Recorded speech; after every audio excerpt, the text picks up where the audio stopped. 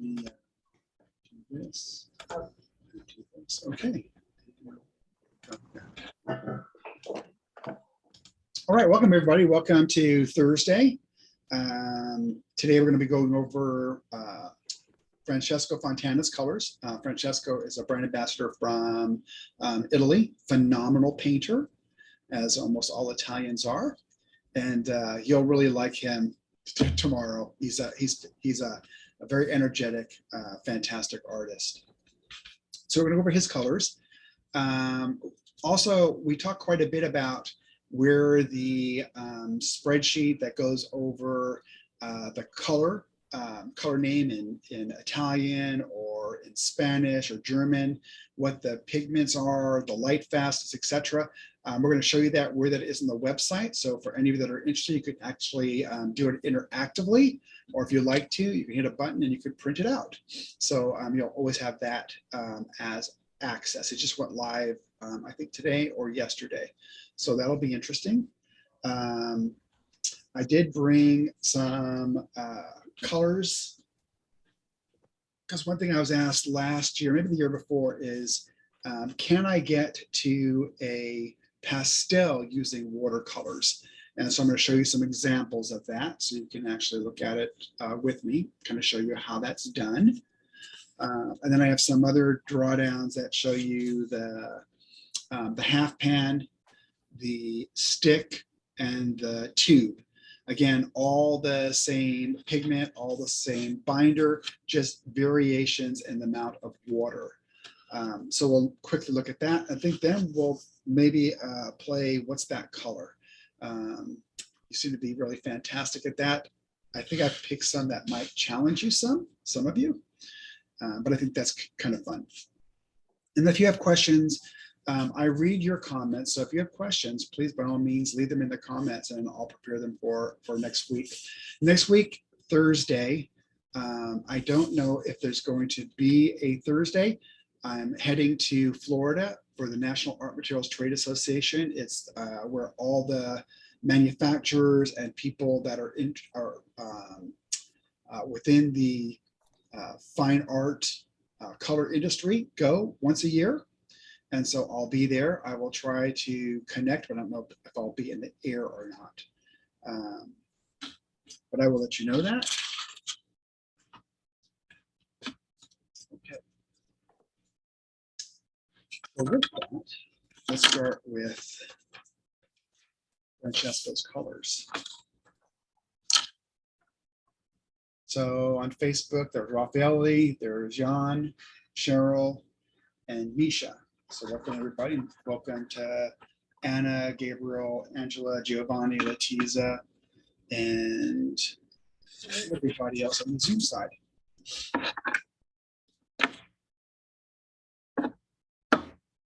So if Anna, Gabriel, Giovanni, if you could show, if you'd like to, mixes, etc., that you think are really very interesting, I would be very appreciative if you would do that.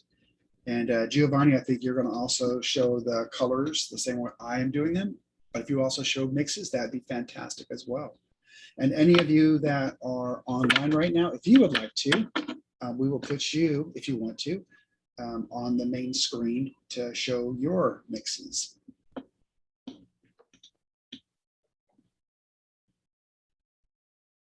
So the first color I'm doing here is alizarin crimson. The next one's going to be bloodstone genuine. It's actually a pretty color. Then Hansa yellow medium.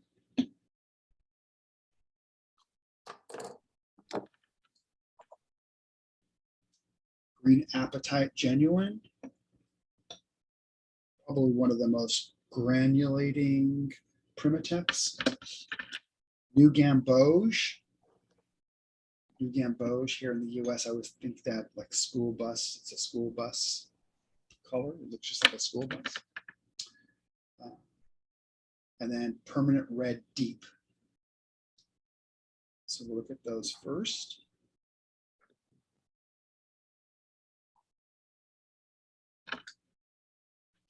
So Francesco does absolutely gorgeous portraits. He does other types of arts, but his portraits are absolutely beautiful. During the first part of the pandemic, I did it in the studio with Francesco. He was painting from his home in Italy, and that might be interesting for you to watch if you want to see some of his art.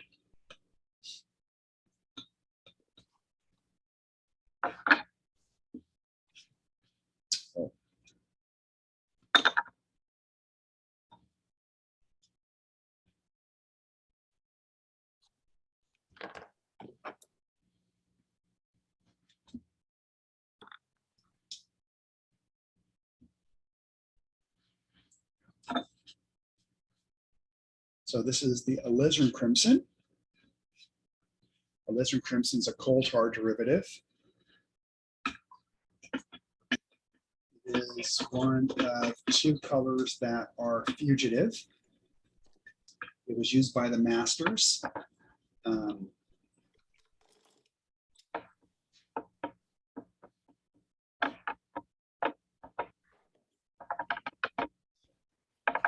We do have a permanent version. John, Yes. I wanted to ask you about alizarin crimson. It's a lovely colour. Like you say, the masters use it an awful lot. Is there ever going to be a permanent, a fully light fast alizarin crimson ever, do you think? No. Why is that? Because the manufacturer of that pigment have always made it the same way, and there's been probably no call from a monetary standpoint for them to change it. Right. Alizarin is one of the colors that if you look at butter and you see the red printing, it's not my side. You see the red printing on butter, that's alizarin. So it's not soluble within the oil, which is kind of interesting. Mm-hmm. So a lot of these pigments are made for industry. One of the biggest industries is going to be the car industry, automobile industry. Mm-hmm. But then, as we talked, for example, we looked at the one of the newest pigments that was made in Oregon, the blue. That was made and used for the electric industry because it can take very, very, very high heat. So, it really depends on who wants to underwrite the cost of the development of the particular pigment. What in your opinion is a good alternative to it? Well, we have permanent alizarin crimson, which is several pigments, and that's a good alternative, very good alternative. Mm-hmm.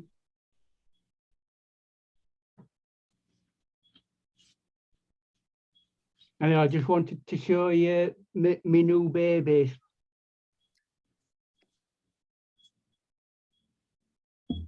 So this is alizarin crimson, bloodstone genuine, Primatech, Hansa yellow medium, and this one is the green apatite. Green apatite is a high granulated color. You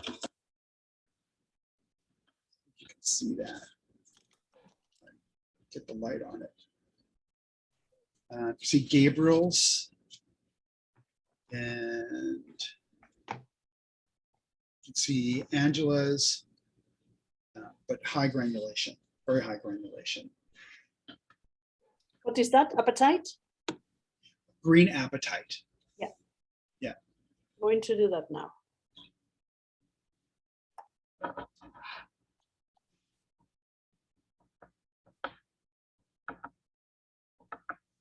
So granulation can be caused by multiple things.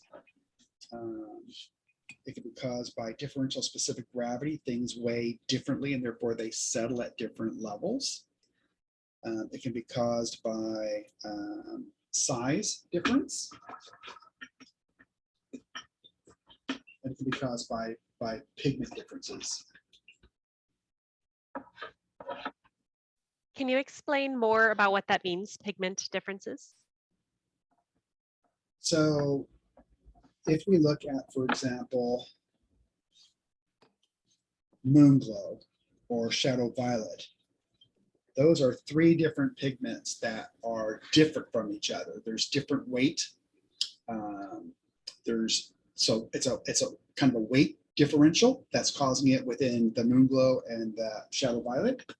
If we look at the lunar black, the lunar black is a synthetic pigment where all the particles are the same weight and the same shape.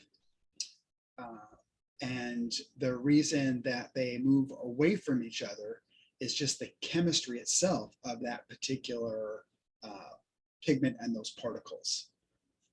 You would not expect that to happen within a synthetic where they're all the same shape, all the same weight, and all the same size. But it's just chemistry that makes that happen. So this is permanent red deep, permanent red deep. So Gabriel, can we put yours on center for a second? Gabriel might be gone. Okay, Gabriel's gone. How about we do Angela's? Yes. Nope, Gabriel's back. Back. Yeah. So Gabriel, can you show your green appetite?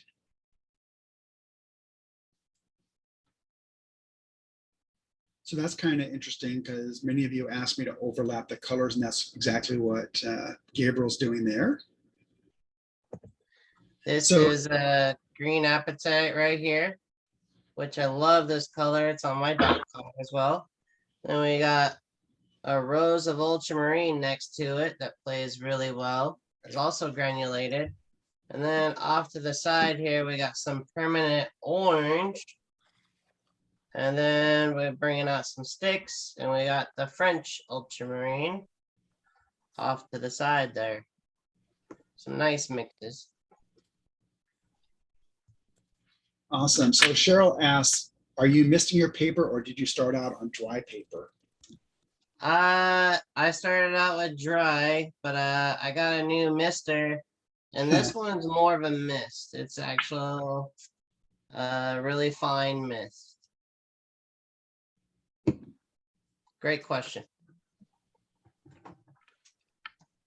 Thank you. Thank you. And Anna, you want to show yours?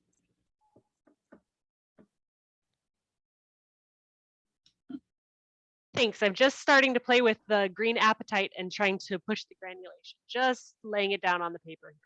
Very cool.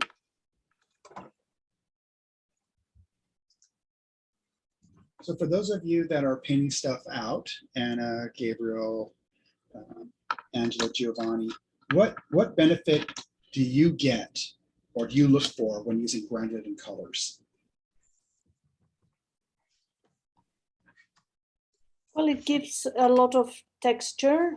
It gives like depth, and also it's I don't know, but it's like a very different effect from traditional colors that don't granulate. For me, they are my favorite, but you cannot use them everywhere. So thank you. So when we had Misha not too long, do you want, Anna, how about you? I would like to say granulating pigments were what brought me to Daniel Smith in the first place. I wanted pigments that had the natural beauty that I couldn't control. There's so much about watercolor that we try to control and micromanage. And I realized with the granulation, this was a beauty that was beyond my fingertips. And I wanted to celebrate that and bring it out. That's a really very cool insight because I've heard many artists say that is that using the Primitex is not about controlling it, it's about working with that energy. Yeah. Thank you. For me, it's like that extra seasoning, you know. You could have a beautiful mango and enjoy that mango, But if you ever got a mango and they put like some of this like spice on the mango, oh, it just adds like so much more experience to having that wonderful mango. And this little fun little, actually, if we go to the other camera, I could show this nicely. Here, I did this little building in the background, and there's this nice granulation that's going here on the roof. So I didn't have to paint every little shingle that was so far away. It kind of just painted itself. So this is, we've got the beautiful underlay of that is a granulated color. And then over the top, I put another color while it was wet into wet of ultramarine blue. And so it just paints itself with the granulation. Awesome. Thank you both. So this right here is, so Raffaele says, I agree with Anna Marie. This is Imperial Purple. This one is Indigo. And this is French Ultramarine. It's a very bright palette. Very bright.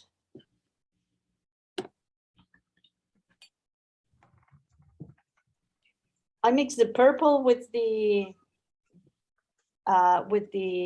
green apatite, and oh, it's fabulous. The effects Does are it look? Oh, there we go.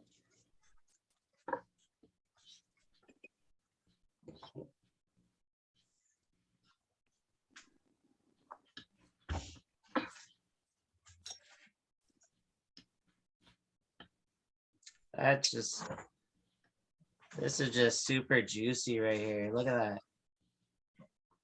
Just luscious color. Gabriel, that's coming out really beautiful. And even from the distance, you can see the phenomenal granulation. I agree. That's quality paint. So I think one thing that was said by Anna and by Gabriel is it's important to look at your color chart, because when you're using a granulating color, it will impart that to colors that don't granulate. So, you know, for many of the artists who are realist painters that went zero granulation, it's always really important to look at your color chart and choose ones that are non-granulating. And we were talking probably last week in using watercolors, it's such a lifetime to master, because you can get a color that doesn't granulate to kind of granulate if too much water is added, because you're actually taking apart the color back into its pigment, which then causes, from your eye perspective, to look like granulation. So there's just lots of pieces to it. Pretty awesome. So this is the French ultramarine. Go ahead. May I ask a follow-up question on that topic? Yes. Is it possible, you've talked about this before, on having a, maybe I'm using the wrong vocabulary, but a matrix. Is it possible that you dilute the pigment insufficiently so that it's too thick on the paper, causing it to crack? Is it so you can add so much pigment that you start pulling it apart and causing granulation, but can you go the opposite direction of not adding enough water so that the pigment doesn't behave the way it was created to? So we can look at that in a second. I think the answer to that, for most part, it'd have to be pretty high mass tone to have that happen. Is it possible? It's possible, but it would almost not look like the color. For example, here we're going to be looking at Rose of Ultramarine. Not really that pretty when it's in mass tone. When that dries, it's going to look very hard. It probably won't have any cracks to it. But again, that's really dependent upon the pigment. So I would say probably the bigger thing, Anna, is it's not going to look the way you maybe want it to look if you don't add enough water. And that's really, God, that is such a practice thing. You really have to say what's enough water for you. And I think the only thing that allows that is is practice on kind of what it is you like and when is too much, too much. Always like the unfair question that we asked the artists on Friday is when do you know when you're done, which is a really hard question. It's kind of a gut thing. So good question. This one is the quinacridone gold. John, Yes.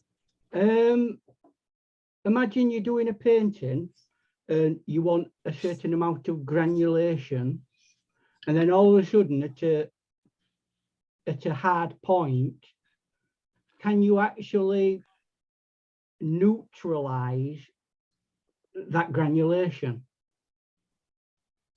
So the only way you'd stop the granulation, to stop it flowing, right? A big thing that's going to make it flow is certainly kind of the paper that you're using. But granulation is granulation, whether it's going to be hot pressed or it's going to be cold pressed. It's going to granulate. It's going to go more like a circle if it's hot pressed, like a raindrop hitting, and then the particles going out from that, versus if it has a cold press and it's following the valleys of the paper. The only thing that would stop the granulation for the most part would be not adding the water to it. If you're going to add water to it, then the particles are still going to move. Right. So you're making it dry brush area, kind of. Yeah, I don't know. I don't know. That'd be more of a practical question. I don't know about that. It's almost kind of like someone was probably 2 weeks ago asking me in the comments about blooms and, which colors bloom and which colors don't bloom,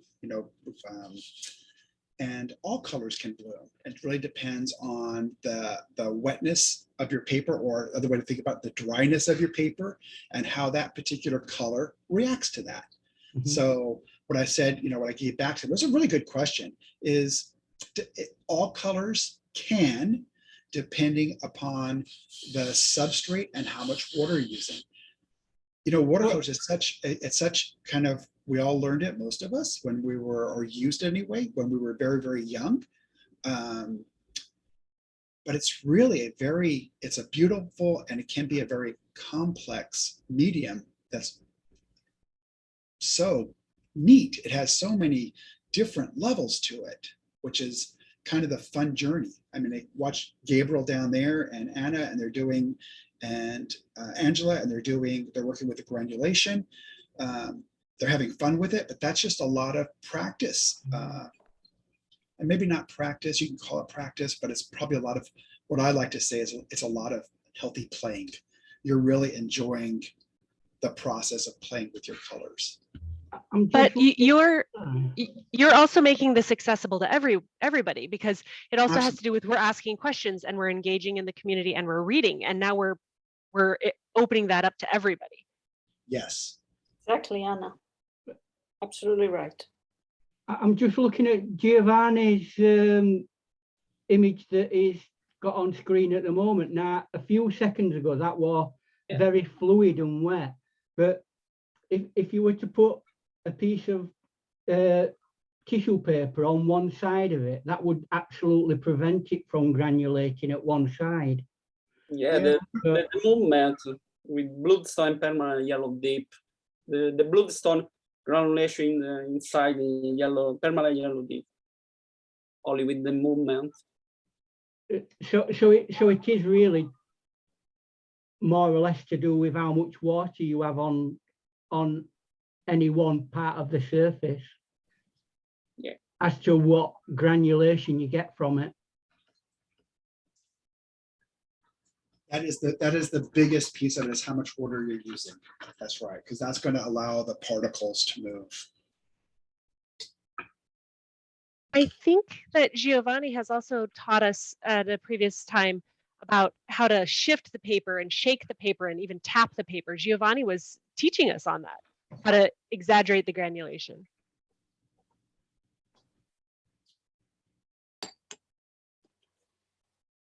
Yeah. So I think sorry. If you're putting tissue paper, and the tissue paper is going to draw the water, if you're going to draw the water versus if you're going to put a tissue paper to the side, it's going to draw the water. If it draws the water, it's also going to have more granulation because you're pushing the pigments to that. You know, when you're working with watercolors, you're also working with surface tension. There's different surface tensions for different watercolors that you're using, right? So it's kind of a attraction, repulsion things going on. It's really kind of it's a super awesome medium. It's really different than oils, which are beautiful, and it's different than acrylics. Is surface tension stronger than gravitational force? Different physical forces. Right. So what in some ways makes it draw closer?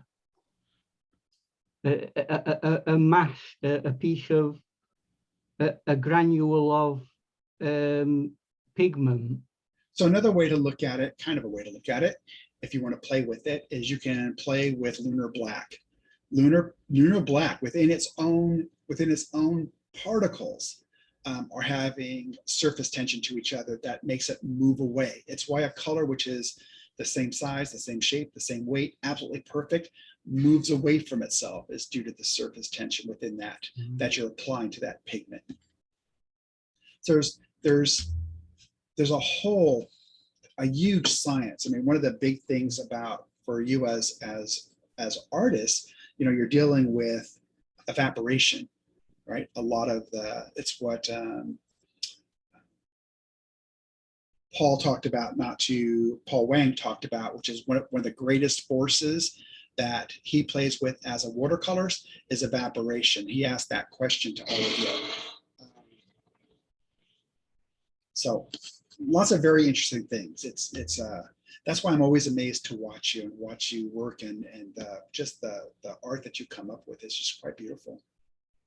John, I had a little fun fact.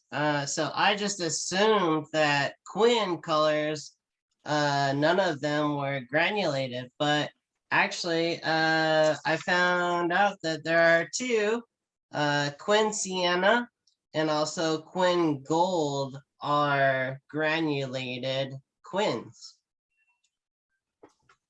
Very cool. That's neat. We're going to show that today too. We're going to do a quick thing of how you can go to the site now, and if you want, look and or download all the information about any color or all colors. Let's see. Raphael says great Brendan Gold mix by Giovanni. Kathy says, is it Kathy? No, it's Doreen. Says, is Gabriel using the same colors as everyone else? He is. He's probably using them in a different sort, but he's using all the same colors. Anna, Giovanni,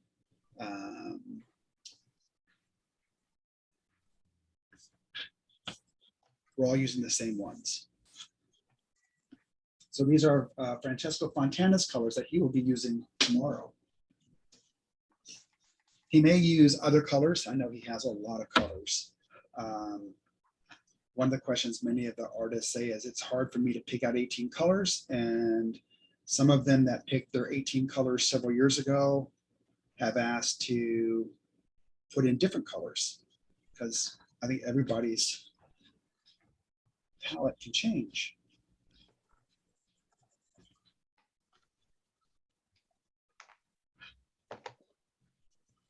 John? I don't know why I chose that one first. Yes. I've had an idea. You have many ambassadors that do a very broad range of creative formats. How about giving a little section of a book over to each one of them? Well, not every one of them, obviously, but a select group of individuals. Would that be something to think about? I will ask marketing about that.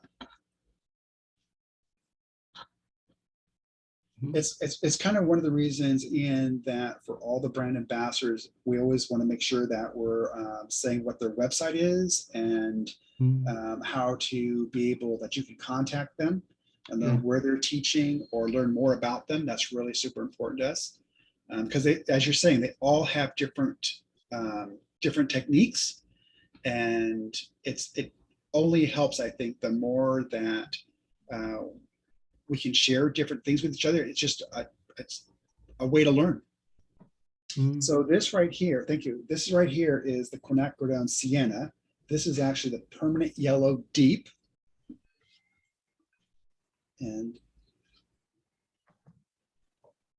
this is the Quinburn orange. How close is that to is it Aussie gold? The Aussie red gold is going to be brighter than this. Is it? Yes. Probably my next one on the list. No, the only two colors that do any of you have the Aussie red gold in front of you?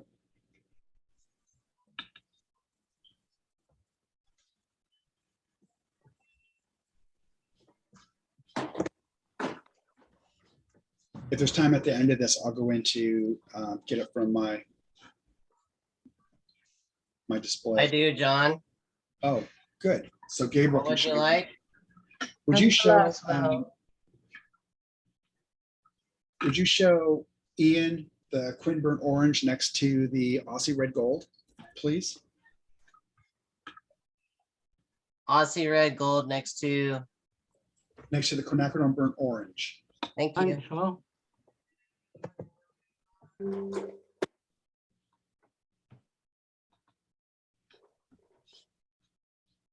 So this one is phthalo blue green shade. That is the burnt umber that way. It's a pretty color, very granulating color. See that or not? Granulating. Hello, Caroline. So for whatever reason, I didn't put it out.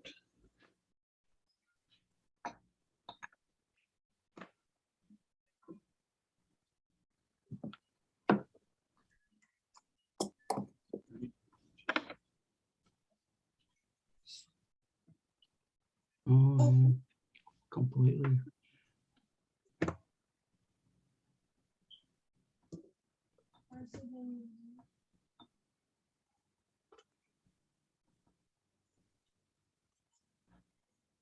Yeah, it's a super bright set.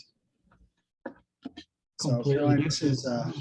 Francesco's Fontana's set, or his dock card. There we go. This is the ultramarine turquoise. Ultramarine turquoise.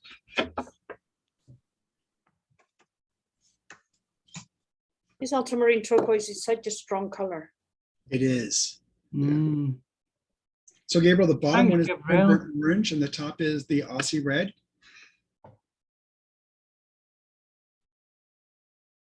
So we have Aussie red right here on the right.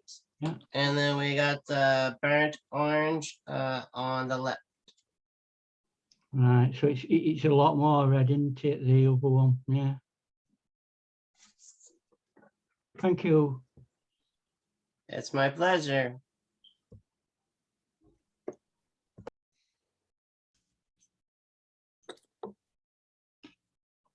So yeah, very colorful Mm. palette. Yeah.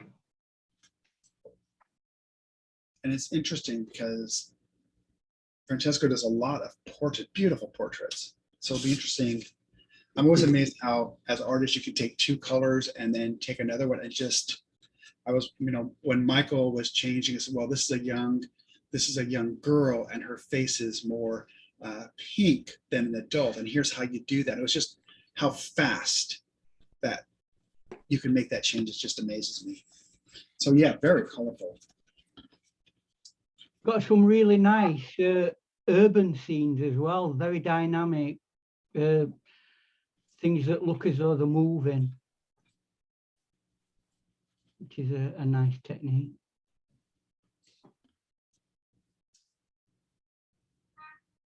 Okay. Very nice. That looks really, it's a lovely gradation, isn't it? That. So thank you, everybody. Thank you, Gabriel. Thank you, Giovanni. Thank you, Anna. Thank you, Angela. It's, I think it's really good for people to see multiple things, and your mixes are beautiful. Is that Rosa of Ultramarine, Gabriel?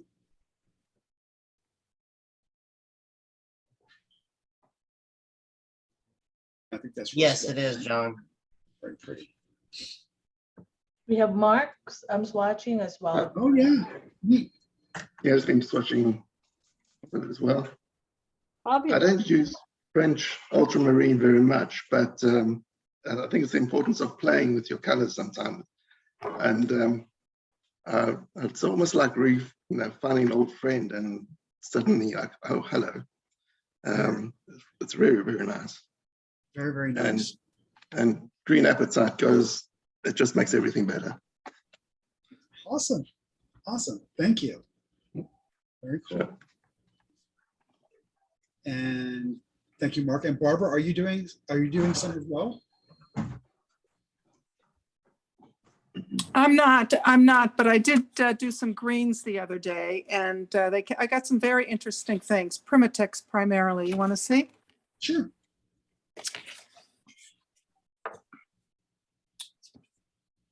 I don't have enough top camera, so this is. Oh, it looks so light. Serpentine, green apatite. This one was the big shocker. This is zoisite. And if you look at it, it's dark green, like I thought it always was, but it's got a lot of more granulation than I expected. And then over here, we got a lot in this corner. I don't think you can see this. I might have to send it to Ethel. Got a lot of wonderful granulation out of the rare green earth. And those two were both surprises to me. Thank you. Thank you for such wonderful colors. My pleasure. My pleasure. That's beautiful, Giovanni. I like the overlap on Gabriel's colors that he's doing there, the Yeah. in between two colors. Yeah. Very nice. And then Angela's. So Mhm. 3 different ways of looking at it. Mm. Very, very, very nice. So Caroline says under green is her new favorite in her class. Awesome. Hello, George. George is a master at using the Primitex and also of granulation, if you've not seen his artwork or his website. So one question I get asked quite a bit is on how to get to kind of a pastel. And there's ways of doing that. And it really becomes how much water you use. Do it this way. So this is a dot of water, almost like the dot card, exactly like the dot card. It's a dot of water. And to that dot of water, here it is with 20. So it's 1 dot of water to 20 dots of 1 watercolor dot to 20 dots of water, right? And so each time we're diluting a little bit. So here it is at 20, at 30, at 40, at 50, and 60. You kind of see where your range is to get that pastel look that you might want to get. So it's a dot compared to 20 dots of water, etc. So 20, 30, 40, 50, and 60. And this one happens to be pyrrole red. And here it is with moon glow, the same kind of thing.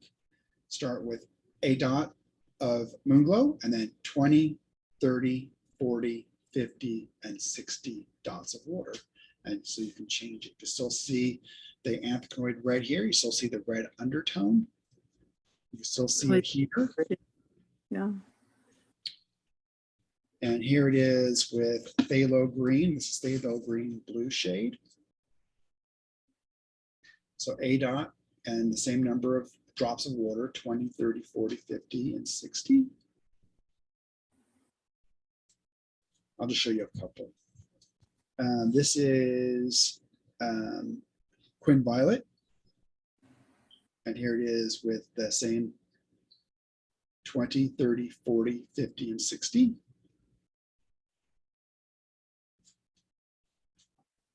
Hands of yellow, medium, very bright, high L value. And again, mixing it with the 20, 30, 40, 50, and 60 drops of water. Just showing if you want to, where you can get to the kind of the pastel look you might want. So here it is with alizarin crimson. Really pretty. And the last one, here it is with carbazole violet. So, John, I've got a question about that. What would you technically call that? Is it level of vibrancy, or is it saturation? Hue. Hue. Yeah, I would say. Is that an individual color? So it's the same color, just with different. So you're releasing the pigment more with the water, right? So the more you release the pigment, the more paper you're going to see coming underneath it, right? So it's going to. So it could be deemed as translucency. No, because you're not going to change the transparency of the color. I mean, to an extent, I guess you are. The quality of the pigment is always the quality of the pigment. You're just increasing, you're pushing the pigment over the area at different concentrations. It's going to be higher concentrated here than when you get it more over here. You're pushing it out more, right? So you're going to see more white of the paper come through. More like elasticity then, isn't it? No, not really. No. I think the U was the best. That's a very good way to describe it. Trying to say another way that would do it. You just it's just a different concentration of the pigment, right? Here this is almost 3 times the amount of water as this one. So you'd expect that there's going to be more particles dispersed. And so the hue is going to be lighter here than it's over here. Right. So this one is just quickly, I'll do it really super quick because now there's a fourth. Now there's going to be a powder, and the powder is going to have 0 water. So the way it would work would be the powder would have 0 water. The next one is going to be the half pan, 10% water, then the stick, and then the tube. All the same binder, just different amounts of water. I was asked last week, but for somebody that was using a pan, they were saying, you know, when I put my wet brush in, I really start using up my pan a lot. And the thing to understand is that the brush can always be hungry. And so when you're using a pan, for example, you don't have to take much off of the pan. It's already super concentrated. And so you don't have to take a lot off. If you push your brush in and push your brush around, you're going to take off a lot of paint, and probably more paint than you actually need. So it's just knowing that there's a difference between the half pan, the stick, and the tube, just in the amount of water that's in them, and therefore how you might want to play with them. So just really quickly, just showing you. Does that also have to do with the volume of binder that is in each one? The binder is going, so it's gum Arabic, and the binder is going to be the same. So to an extent, it's going to be, go ahead. Sorry, but the proportion of binder to the pigment, the ratio, is the ratio the same, or would it be different with your half pan, your stick, and your tube? So the binder to pigment is going to be the same. The amount of the pigments is all we're really doing with the pans is we're reducing the amount of water. We're drying them out very slowly, because you can dry. You can't add much heat to a gum arabic. Over 100 degrees is very bad news for a gum arabic. So we dry it over a very long, prolonged period of time. And all we're trying to do is get rid of the water molecule. So everything else is pretty much consistent. The binder is still there. The pigment is still there. What's missing is trying to do is get rid of the water. Another way I tried to explain to somebody that asked a question, it was a really good question. You guys asked really good questions. You know, I can go to the supermarket and buy concentrated Tide, and sometimes it looks like one of those little tiny pods, or a very small bottle of Tide. And all they've done versus the big bottle of Tide is they've taken out all the water. So I'm adding the water versus them adding the water. And that's kind of what we're doing. We're just manipulating the amount of water. May I ask a follow-up question on pastels, as we were speaking earlier? For sticks or for pastels? For the pastels, how for getting a high value, Oh, light value yeah. color. Yes, okay. Yeah. I just invested in getting a lavender, and I think it's interesting, and this is a conflict in color theory that I'm trying to wrap my head around. When we just dilute a pigment with water, the value gets higher and higher from nearly neat, and then you can dilute it to all the full range possible. And that's what you're talking about.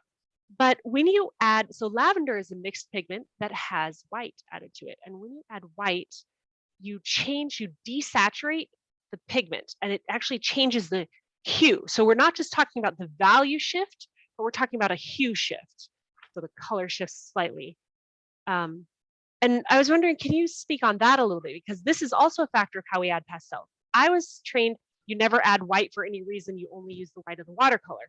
But as I study, I'm realizing there are specific pinks and this lavender that we can only get when we add the pigment white to desaturate, to add the fuller range. And maybe some of the other artists can help me wrap my brain around value versus how to get those pastels in that full range.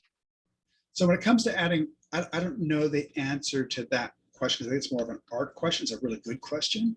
From a product pigment, the pigment is bound together, right? We bind the titanium white to, depending on what the color is, we will bind the pigments together. Let's say Moonglow, the three pigments, the Viridian, the Anthraquinite red, the ultramarine blue. We're going to bind those together.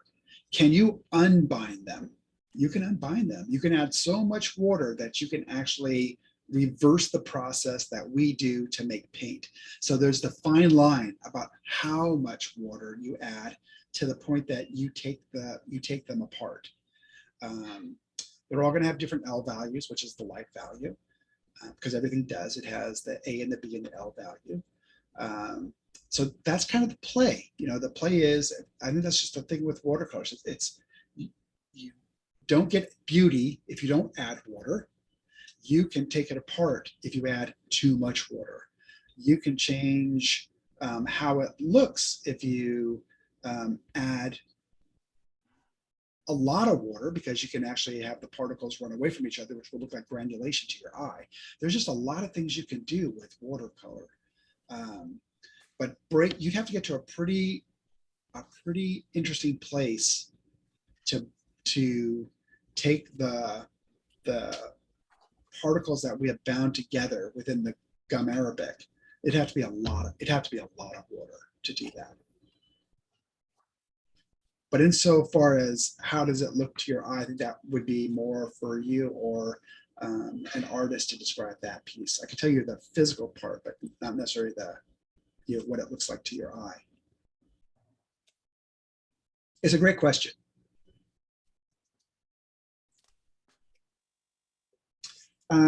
So wanted to show you quickly the Excel spreadsheet.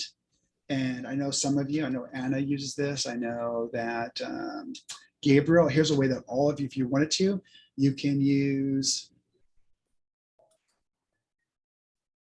So here's Caroline's. I don't know if you read Caroline's, Anna. I'll read it out so everybody can hear so Caroline says, I see any pigment that contains a white will change the transparency. Thus, selecting water to create pastel and other colors will retain the transparency, unlike adding white, making it more opaque. So Caroline's a teacher in Australia, and she was answering, I think, trying to answer your question, Anna. Yep. Can I just Okay. ask a brief question? Watercolor in general is considered to be a matte finish. Yeah. With your Primatech and the things that have got little bits of shiny elements in them, does that make that not matte, but a slightly more, I don't know, what would you have after matte? Like a satin. I know that's like a paint into faux. Yeah. So when we put stuff into a photospectrophotometer or a spectrophotometer to look at the X, Y, and from there you can figure out the Z axis, but for the X, Y axis, the blue, yellow, red, green, we can do that for almost any color. It gets a little bit more difficult when something is, for example, a luminescent that has a lot of mica, because it has such a, it's so around you can't really get a read from it. There's so much white that's going to come back when you're pushing back something that's shining back that much light. The L value would almost be at 100. So I wouldn't say it's anything about being matte or not matte. It's really, you're painters of light, and really all you're doing all day long is you're manipulating how light is being either refracted or reflected back to you or to the observer. So, you know, it's really all we're talking about, the biggest thing we're talking about all the time when it comes to painting, and in particular watercolors, is the manipulation of light. It's really all about light. So with that, those are great questions. Those are questions that probably take a whole thing just by themselves. They are really deep questions. Very good. I'm going to have Ethel show us. Ethel's going to take the screen over, and she's going to show us how to look at the spreadsheet. So I think this may be useful for many of you. It's a good thing to have over a cup of coffee. Ethel, you can talk through it if you want. Okay, so the chart, easy to locate from our resources section. So all you need to do is click on resources, and from the drop-down menu, select color charts. As you can see, we have 5 files in here, and the 4 here, these white looking sheets, are good for downloads. You can even let's open one. For example, this list on our granulating watercolors. What's good is that you can sort real time. As you can see here, you can just hover your mouse on the header and click on the arrow up to sort, ascending or descending. And more than that, it's loading slowly from my end, but we tested this earlier. This should allow you to sort. See, it works now. So this is now sorted in ascending order. And of course, now it's available for download. As you can see over here, there's a button for Excel. All you need to do is click on Excel, and yeah, you'll see it in your download folder. And you can also download it in PDF folder. I mean, PDF file. If you do the CSV, you can use Google yeah. or other types of programs to open a comment limited format. Very good. Yeah. Ethel, thank you for sharing that. You're welcome. There you go. So Anna, Misha also commented, and his comment is, There are pigments that have use shift on different concentrations, even without white. That's why it's good. It's a good thing to know what pigment you're going to use ahead of time. I think that's what you were talking about. And I think that's try to learn as much about, because you knew right away, you know, what was it in the color, because you did research. You can all do the same thing if you want. You can know exactly what's in a color, whether it's transparent, et cetera, right from the chart. Okay. Well, it's a little bit, it's 2:55. So how about if we do, we're going to get these really quick anyway. How about if we do 5 of the ones and you can try to guess what they are. Okay, so I'm going to try to hide the name here.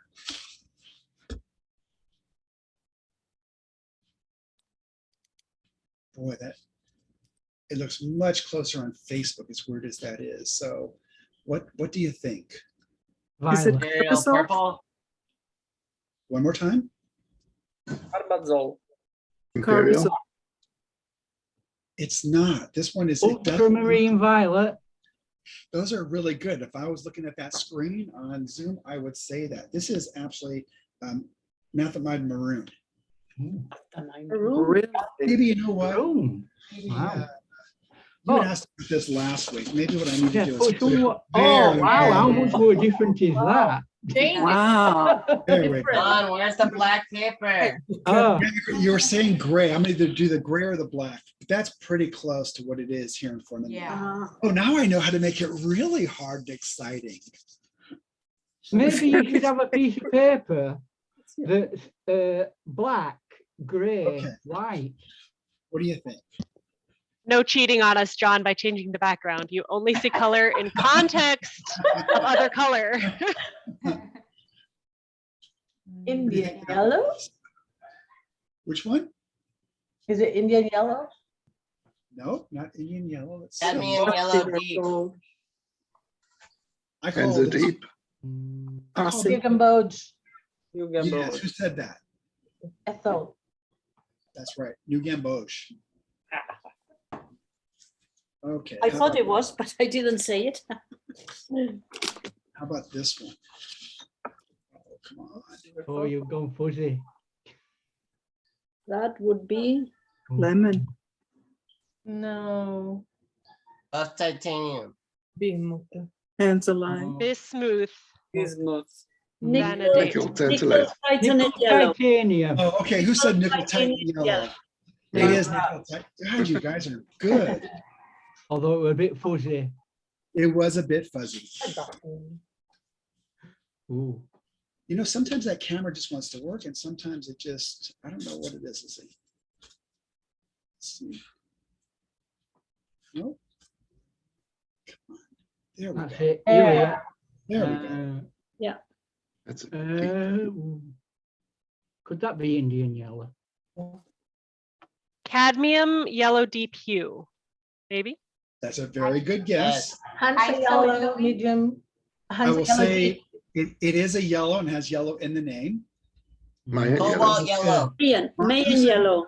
who said Mayan yellow. It's Mayan yellow. Isoindoline? Yay. Oh my gosh. Wait, which was it? Mayan. It was Mayan Oh, yellow. Mayan Okay, yellow. that's beautiful. Can you, Is- can you put one, can you put Mayan yellow next to New Gamboge to see the difference, please? Oh, yeah. Oh, Wow. very Oh, different. it's almost orange, isn't it? New Gamboge against that. Yeah, No, it's like a school bus yellow. and It's a little bit darker on that screen. I will get a gray next time. So how about this? Prussian green. Cobalt turquoise. chromium green oxide. Chromium oxide. Undersea. It's not Not undersea. It's undersea. not cobalt Not, green. Cascade. Call it that, Cobalt teal. that green. Prussian green. Oh, rare Terra green. vert. Earth. Green, One no. of the earth colors. Rare green. No. It's Terra terra, Titanium vert. oxide. it's Rare terra, green earth. terra verte. Terra verde. Yes, of course. The hated colour. Sorry. In my black paper. The most Okay. invisible color on the planet. How about that one? Ooh. Deep gold. It could be a Couldn't be- synthetic, it could be an organic. They're found, God, they're found everywhere. ISO yellow. Yellow. They're found Mars everywhere. Yellow, yellow. Sienna. Gold. Okay, Sienna. somebody said it. It's yellow ochre. Yellow. Yay, that's our, Beautiful. Far off. If I was on one of those game shows and I'd have to have like a phone call to every one of you, but I'd win everything because you get them all right. Okay, how about this one? Ooh. rose. It's a Deep clean scarlet. color. Not deep scarlet. Okay, I think somebody said it. Permanent Rose. magenta. Magenta. It's Quinn Magenta. Queen magenta. Thank you. Is he a permanent magenta? The Quins are permanent for sure, Yeah. for certain. King This one's a little Lion. bit harder because it's a little bit more pink than what you're seeing on the screen, a little bit closer. So Carolyn says, Lion orange. Coral. Spiral Yeah. scarlet. Oh, yeah. Rose Coral. scarlet. Red scarlet. Quinacridone coral. Spiral scarlet. not gonna, it's- Raphael says Bordeaux. This one is actually Mayan red. Mayan red. It's a little bit different than the screen. The screen is much more red than what's in front of me here. Right. I'll try to fix that next time. Wow. How about this one? This is pretty close. Quinn pink. It's pink. Wait, no, Quinn. Acridone pink? No. No, Iron next violet. one up. Carmine. Quinn lilac. Oh, kin lilac, I think. Raphael says Queen red. Oh, It is actually quinacridone lilac. Yay, Gabriel. There wow. you go. There you go. Okay, make it harder. Let's see. How about, oh, That was pretty hard. how about this one? That's so pretty. Rhodonite genuine. No. Quinacridone pink. It's not a quinacridone. It's not. Opera pink. Mayhem No. violet. No, Rhodonite. it's actually, now it's made as a permanent. It wasn't always a permanent. Rose Oh, madder. Crimson. Rose Alizarin. madder. Rose madder. Madeleine. permanent. It's Rose rose madder madder. permanent. Rose Yeah, madder. alizarin was a good guess, but no, this is rose madder permanent. Beautiful color. Beautiful. Let's do two more. You guys are on a roll. How We need like about- a buzz and I'm gonna have to get up in half an hour earlier just to get better. Oh, this is a little bit darker on the screen than in front of me, but you can see the granulation. Ooh. I'm Is thinking it, of orange. Pompel red. It's not Okay. Pompeii Is red. it one of the ochres? Transparent red It- oxide. Yellow oxide. It is an ochre. You guys are right. It's burgundy red ochre. Oh, Oh, wow. Oh. I'm looking at Julie it. got- And Raffaele got the rose madder. Okay, here's the last one. Oh, that's pretty good. Lots of That's a lot granulation. more red, isn't it? is So- it red? Is it Venetian something for red, red ochre? Venetian, Transparent Italian or Venetian red. oxide or Sedona. It's not Sedona. Italian Verenian red. It's not. Am I getting English a little bit red ochre. orange? Words. It is an ochre. I'll give you that. Oh. Roasted French ochre. It's not English red ochre. Burgundy red or ochre. Fire gold ochre. Those are good Burgundy guesses. red. And I see that because you're looking at the screen. Enviro-friendly red iron oxide. No. It's burnt yellow ochre. Burnt what an interesting name for. No, I'm gonna have to go buy that one. Thanks. We'll do one more. So good. Okay, here we go. Here's the bonus last round. one. Here's the last one. Ochre pink. Good guess. Yeah, Ochre pink. this is That awful. wasn't hard. I thought I would throw you with this one. Never. No, it's neon. Wow, you guys are Everybody good. has to own opera pink. Those are good, both on Facebook and you guys are great. But we get only one. Opera pink. Not everyone. At least one. It's a little bit difficult because Three. the seeing on the screen's a little bit skewed. Awesome. Okay, so tomorrow we will have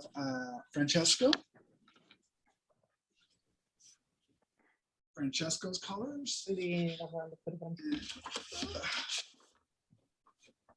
So we'll see what he shows us tomorrow with his colors. Be pretty awesome. Is that a half sheet? How Yes, big were it is. those? It's a half sheet. Wow. Oh yeah, where'd I get this from? These are from the laboratory. I took a bunch from the laboratory. Oh, well, Yeah. I'm gonna have to go over to the laboratory. Yeah. It's always where you get the best stuff. Hello, Buffy. Hi. Yep. Okay. So everybody, tomorrow will be Francesco can ask lots of questions. Anna Candela did some of hers, which is Oh, nice. yeah. You know, if you want to show them, all you gotta do is say something. Glad to put you center Sorry, screen. no. All right. It was a lot of fun. Thank you. Yeah. And there's Buffy's. Thank you, everybody. Thank you very, very much. I'll see you all tomorrow. Thank you for taking. Tomorrow. Bye-bye. Thank you. Bye-bye. Thank Arrivederci. you, Ron. Everyone. Good.